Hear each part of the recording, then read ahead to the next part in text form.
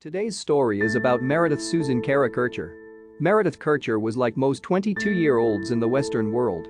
While she was studying Italian, Meredith, like most college students around the world, worked part-time in restaurants to support her tuition and have some pocket money. But Kercher felt that his studies in Leeds had reached his limits, so in the autumn of 2007 she transferred to the University of Perguia in Italy. Arriving in Perguia, Kercher moved into an apartment on the top floor of a house he shared with two young Italian women and a 21-year-old American, Amanda Knox. In general, the young women got along well until the fateful night of November 1, 2007. Early in the evening of November 1, Meredith went to the home of an English woman and had dinner with her and two other women.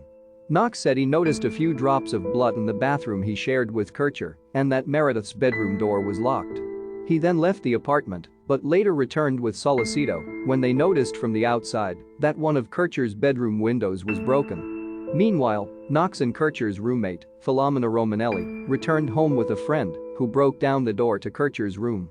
The gruesome crime quickly made headlines in Italy and in Kercher's native Britain. In many ways, Rudy Guede was the perfect suspect in the Meredith Kercher murder case. At the time of the murder, Guede was a 20-year-old unemployed Ivory Coast immigrant known to local authorities for his involvement in drugs and criminal activities. In fact, just days before Kercher was killed, Guede was arrested for robbing a store with a knife in his hand. Guede fell even further into a legal hole when he admitted to knowing Kercher and having spent time with her at a nightclub the night before the murder. The last nail in Rudy Guede's legal coffin came when the semen found in Kercher was compared to him.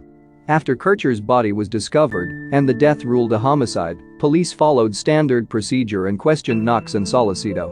Under pressure from the police and after hours of interrogation, Knox broke down and admitted involvement in Kercher's murder along with Solicito and his boss, local bar owner Patrick Lumumba. She told police she had a vision that her boyfriend and Lumumba killed Kercher while she was in another room. Police and prosecutors argued that the confession was valid, adding a number of details to be presented to the jury.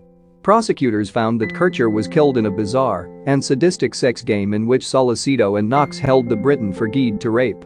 Knox later claimed that the confession was coerced and that he was not allowed to consult an attorney. In addition to the lack of physical evidence to connect Knox or Solicito to the murder, prosecutors faced the problem of motive.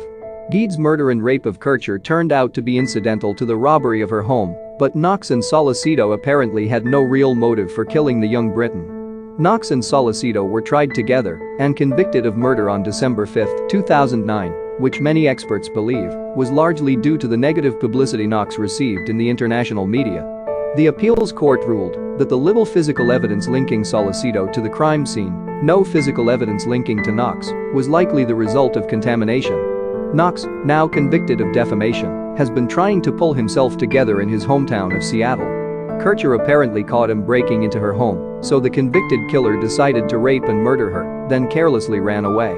The Kercher family in particular believes that Knox and Solicito got away with murder. The family is in shock after the verdict, as if to put salt in the mental wounds of the Kercher family. Rudy Guede received a permit in June 2016.